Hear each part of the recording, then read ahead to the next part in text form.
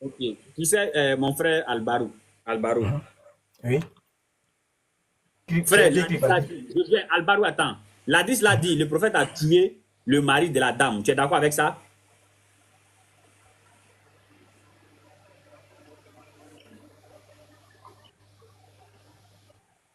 Albarou, tu as la parole, hein?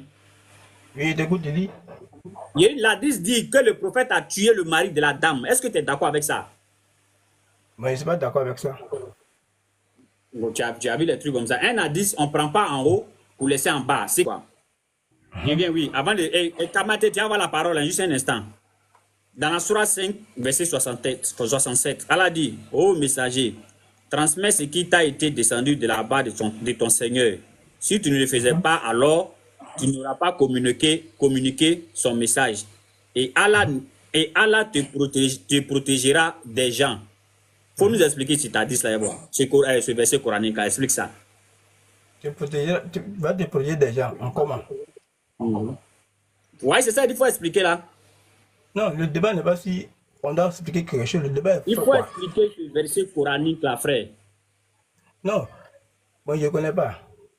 Tu peux m'expliquer?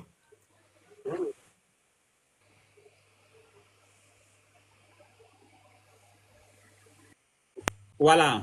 Tu sais, soit on défend le prophète, soit on défend nos savants. C'est deux choses différentes. Et moi, Aston Bar, moi, ma compréhension de l'islam ne vient pas d'aucun savant. Donc, si un savant se lève matin, parce que d'après lui, il a trop étudié, il vient dire quelque chose contraire au Coran, moi, je le mets à la poubelle. Il n'a qu'à m'excuser pour ça même. Voilà. Et maintenant, pour ceux qui font le culte des savants, s'ils voient mes lives, ils n'ont qu'à me dépasser. Parce que si un savant, il n'a qu'à s'envoler avec sa connaissance. S'il a dit quelque chose, qui salit le nom du prophète Mohammed sallallahu alayhi wa sallam, qui va contre le Coran, lui-même avec son histoire de savant là, je les prends, je les jette dans la poubelle. Moi, je les considère comme une poubelle carrément. Premier point, Allah a dit dans le Coran, il y a te protéger des gens. Quand il n'a qu'à expliquer le verset coranique là, qu'est-ce qu'il a dit? Il s'est joué les malhonnêtes, on dirait chrétien, ici, il dit je ne connais pas. Parce qu'il sait qu'il n'y a aucune explication à donner si ce n'est pas de dire que non, Allah dit qu'il va protéger le prophète Mohammed sallallahu alayhi wa sallam des gens. Alors, ils vont faire passer Allah Azawajal des menteurs. Et puis moi, à son bas, je vais ordonner ça. À cause de quoi? À cause de quoi? Et quand celui qui raisonne comme ça, moi, je le compare aux chrétiens. Parce que les chrétiens ne croient pas à la parole d'Allah. Donc, quand tu es musulman, tu ne crois pas à la parole d'Allah, tu te compares comme un chrétien. Allah dit, je vais te protéger. C'est dans le Coran. Allah dit, je vais te protéger des gens. Et maintenant, dans sa malhonnêteté, il dit non. Que non, un hadith, pour authentifier, on peut dire en bas là c'est un ajout, en haut là c'est un ajout. Mais regardez comment les gens ne sont pas honnêtes avec eux-mêmes. On connaît, moi je sais très bien qu'il y a des hadiths, qu'il y a des hadiths. Regardez l'hadith dans son entièreté d'abord. Je lui ai posé la question. Dans l'hadith là, parce qu'avant que la femme va venir préparer, donner au prophète là, dans l'hadith on dit que le prophète a tué les parents de la femme. Est-ce qu'il est d'accord avec ça? Il dit non. Mais ça, c'est quoi ça? Donc, si le prophète n'a pas tué le mari de la dame, elle va aller préparer même poison dedans. Pourquoi maintenant? Pourquoi? C'est parce que dans la hadith, on dit non, le prophète a tué le mari de la dame. Voilà pourquoi elle a mis poison dedans. Mais si déjà en haut là, elle est déjà faux, comme elle va, ça veut dire que quel était l'objectif pour elle maintenant d'envoyer une nourriture empoisonnée? Puisque l'objectif dit qu'ils ont tué son mari. Mais on dit non, ils n'ont jamais tué son mari. Donc elle envoie maintenant poison dans, elle met poison dans la nourriture pour donner au prophète. Pour quel objectif maintenant? Donc déjà, la dit ça a un problème. Ça c'est un. Et de deux, on dit que son compagnon a mangé, il est mort. Le gars qui a mangé premier, il est mort. Mais ne prenez pas nos prophètes comme quelqu'un qui ne réfléchit pas. Même l'homme le plus bête de la terre, quand il a son ami, il mange, son ami la mange poison, il meurt. Il ne mange plus la nourriture là. Il va laisser carrément la nourriture. Ça, c'est deux. Et de trois, le prophète avait à quoi à démontrer à cette dame jusqu'à ce qu'il va aller manger poison. Il a quoi à démontrer à cette dame? Quoi? Rien. Alors, quand le monsieur est mort, l'homme qui est plus intelligent, va plus manger cette nourriture. Donc, vous allez nous dire que notre prophète ne réfléchit pas? Ou bien vous allez nous dire que notre prophète, alors que dans le Coran, Allah dit aux prophètes, dit aux gens, de ne pas aller se jeter eux-mêmes dans la tentation avec leurs propres mains. Le prophète a toute cette connaissance-là. Et puis, il va aller la poisson, il va manger.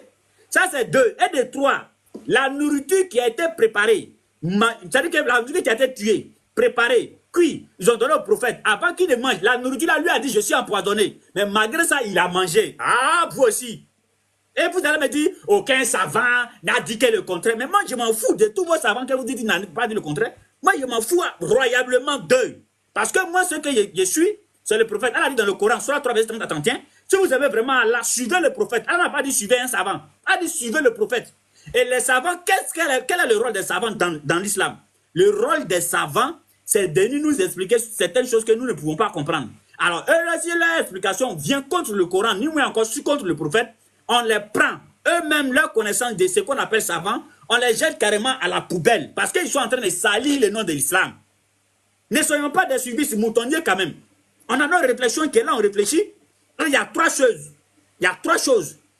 Il y a ce qu'on appelle le dogme. N'est-ce pas? Il y a ce qu'on appelle le dogme. Il y a ce qu'on appelle l'illusion. Et il y a ce qu'on appelle la raison. Voilà. Le dogme, c'est ce que tu es venu trouver tes parents en train de faire. Toi, tu ne veux rien demander, tu es dedans. Comme un mouton, tu es dedans là-bas. Maintenant, l'illusion. L'illusion, c'est de faire quelque chose, tu penses que c'est vrai, alors que c'est faux.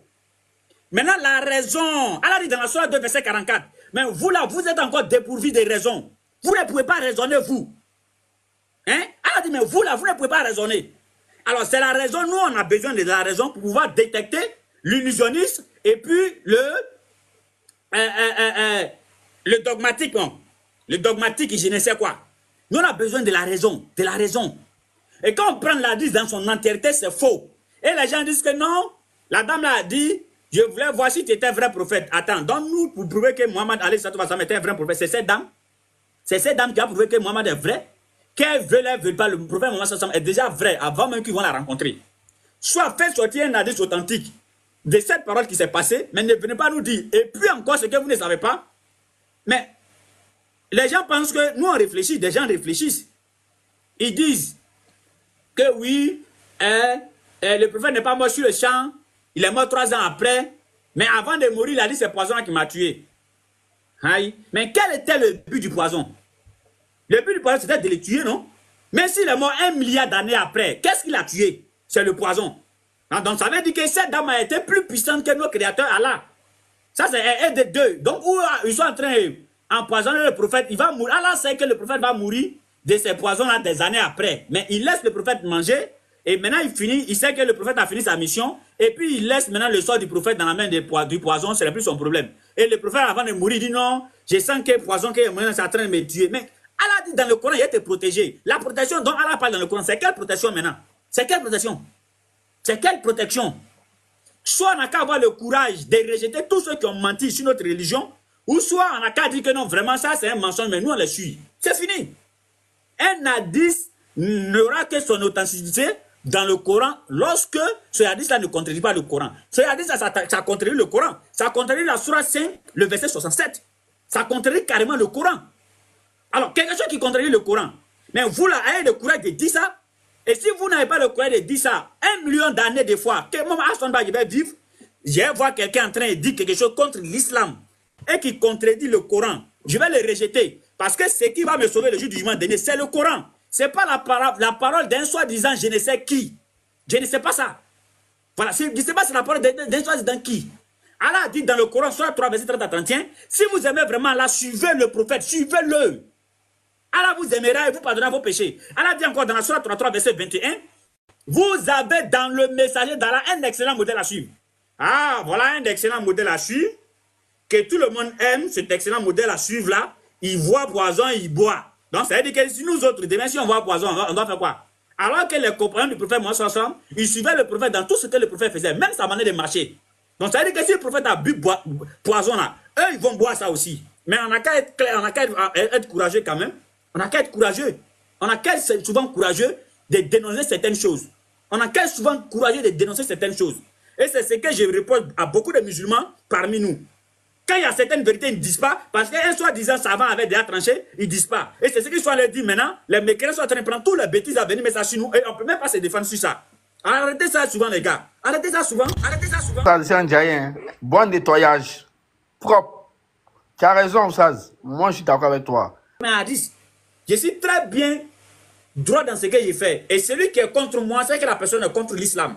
C'est que la personne est contre Allah. C'est tout. Parce que moi, j'ai dit, il ne faut pas dire quelque chose que Allah n'a pas dit. Mais si tu es un musulman, tu n'es pas d'accord avec ça, tu es un mécréant. On dit, il ne faut pas dire quelque chose que Allah n'a pas dit. Et puis toi, tu dis non. Pourquoi on dit, il ne faut pas dire quelque chose que Allah n'a pas dit, qu'on n'a qu'à dire ça? Vous avez quel problème? Quelque chose qui vient contredire l'islam. Et c'est pourquoi, si vous avez suivi le début du live, il y a un frère qui avait posé une question sur affaire des questions dans la tombe. Qu'est-ce que moi il a dit? Il a dit non, il y a vraiment un problème, une discussion sur l'authenticité de ces hadiths.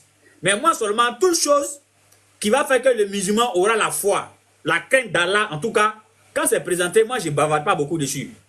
N'est-ce pas? Mais je pourrais dire non, ça là, ce hadith là, je crois en ça, ou bien je ne crois pas en ça. Non, moi mon problème n'est pas là-bas. La question des hadiths, les questions qu'on pose dans le Coran là, et dans la tombe là, ça contredit quoi dans l'islam? Ça contredit quoi en réalité? Si ça contredit quelque chose, moi je ne connais pas, je ne sais pas. Mais je ne vois pas ce que ça contredit. Moi mon palabre là, c'est qu'il ne faut pas vous aller envoyer quelque chose, vous et vos groupes de savants là. Il ne faut pas vous aller envoyer quelque chose qui contredit le Coran, qui contredit l'islam. C'est ça mon problème. Donc si vous avez envoyé quelque chose qui contredit l'islam, si vous voulez vos savants là, ils n'ont qu'à boire l'eau des savants. Vous, vos savants, moi je vous jette dans la poubelle. Et si vous voulez résister, automatiquement je vous traite de mécréants, sans réfléchir même. Voilà. Et maintenant, si vous voulez qu'on cause là, envoyez quelque chose, en tout cas qui ne contredit pas le Coran, ni moins encore qui ne salit pas le nom du prophète Mohammed sallallahu alayhi wa sallam. Parce qu'Allah dit dans la sourate 33, verset 21, vous avez dans le messager d'Allah un excellent, Allah n'a même pas dit un bon exemple à suivre. Non. Allah n'a même pas dit, vous avez dans le messager d'Allah un modèle à suivre. Non. Allah dit excellent. Allah dit excellent. Et qui parle d'excellence? C'est-à-dire que c'est l'excellence pas pure. Excellence, c'est-à-dire que les mots là m'échappent quoi. C'est pourquoi souvent certains disent que quand il dit même le prophète a un comportement même déjà, c'est comme si tu es en train de lui envoyer des faussetés. Parce que quand dans le comportement, il y a le mot et il y a le mauvais. Mais le prophète avait seulement que des qualités. On a dit ça chez nous, non? Alors, le prophète avait seulement que des qualités. C'est pourquoi Allah dit dans le Coran, vous avez dans le message d'Allah un excellent modèle à suivre. Et le jour du jugement dernier, Allah ne va même pas me juger sur la parole d'un quelconque savant. Non. Allah va me juger sur le Coran. On va lire un verset, vous allez voir. Surah 33, verset 67. Soit tu crois au Coran, soit tu ne crois pas au Coran. Soit tu crois au Coran, soit tu ne crois pas au Coran. Et si tu ne crois pas au Coran, tu es mécréant. Ça, si tu veux, ça te fait mal, mais c'est la vérité. Voilà, maintenant, Allah dit ceci. Allah dit, au verset 66, soit 33, verset 66 et suite.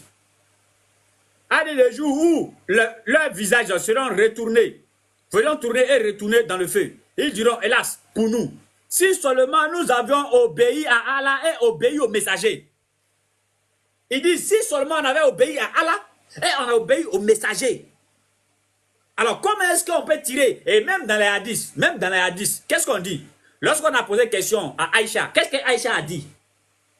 Aïcha dit que le comportement du prophète Mohammed sallallahu alayhi wa sallam était le Coran. Le prophète était le Coran ambulant. Mais comment est-ce qu'on peut envoyer maintenant une parole qui est contraire au Coran? Et maintenant, quelqu'un veut nous expliquer. N'est-ce pas? Alors, au verset 66, il dit, hélas pour nous, si seulement nous avions obéi à Allah et au messager.